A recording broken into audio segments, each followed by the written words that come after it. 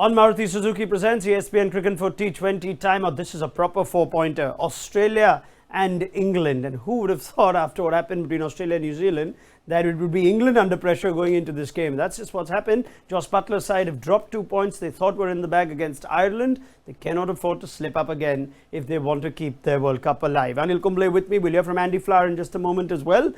Pressures on England. Anil, let's not talk about the weather. Let's let that talk be aside.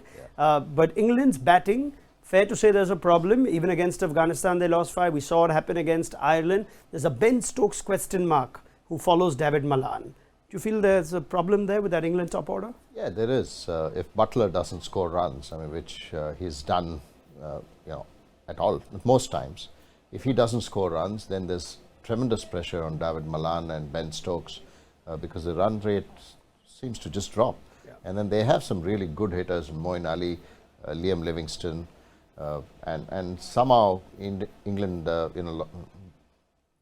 didn't find the rhythm against Ireland, and then they should have come up. They lost the plot there. I thought they should have got those 2 points. And the other factor that probably is against England is the MCG itself. They've never won a T20 international at MCG, and they're going to be playing Australia in front of 90,000, I'm sure. So it'll be a big game, massive game for England. Now, Andy, whenever there's a player like David Malan, so important role clarity for players around him. Just bringing some numbers your way. Ben Stokes at number 4 in T20 eyes. Averages just over 10, strike rate less than a run a ball. If we look at his overall T20 numbers, his best record is either at the top of the order or at number 5. Now, how do we address this if we're England? You've had the experience of working with David Malan. Tell me how you'd go about it. Well, I have had a lot of experience working with David Malan. I first met him when we were playing a warm-up game for Essex out in Cape Town when he was an 18-year-old. And he got me out caught and bowled for Googly in a practice game.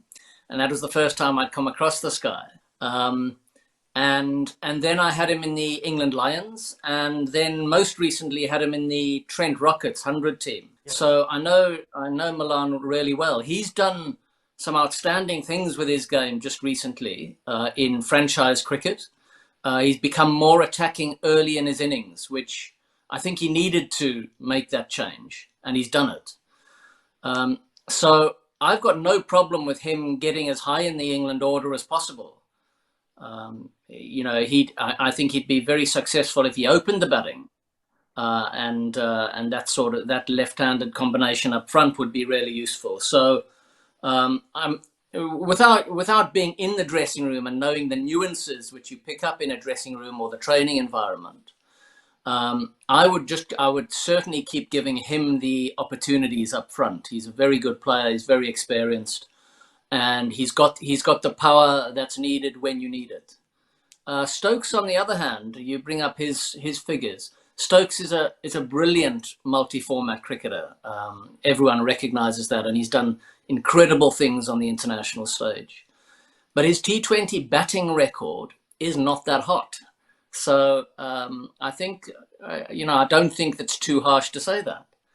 And yes, his record up front, I think for Rajasthan, he won some games on his own when he was batting up front in the IPL.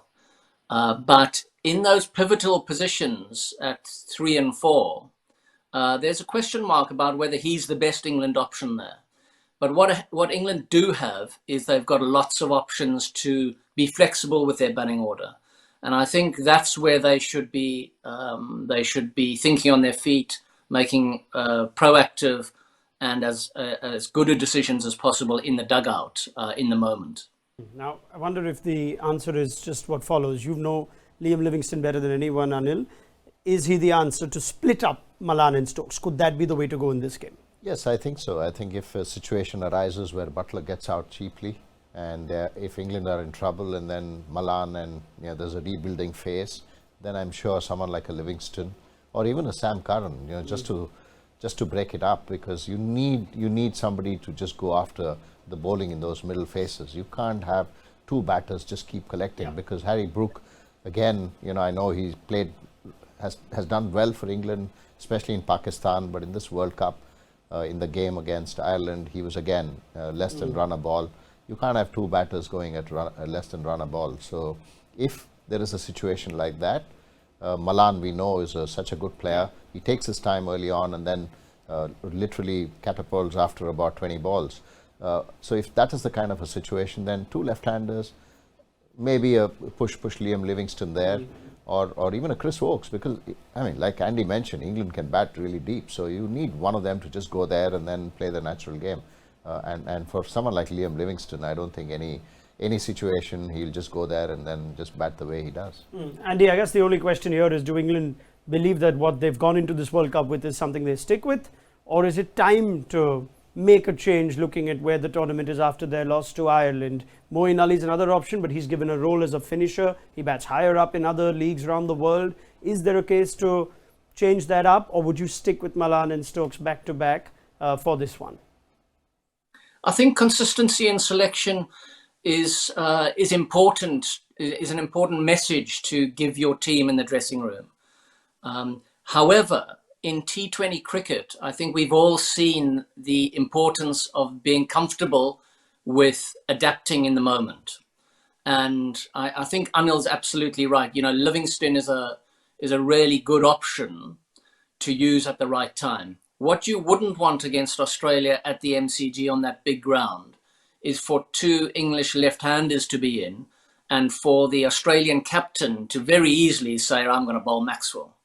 And Maxwell could be reasonably effective against two left-handers on that big ground. So you'd want to, I think, ensure that you've always got a lefty and a righty together, and they've got so many options they can ensure that. And then being flexible in the moment. You know, Livingstone is an explosive player.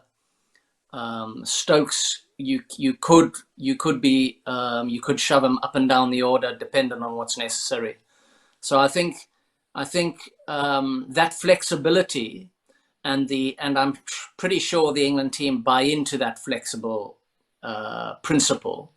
I think that's going to be important tomorrow.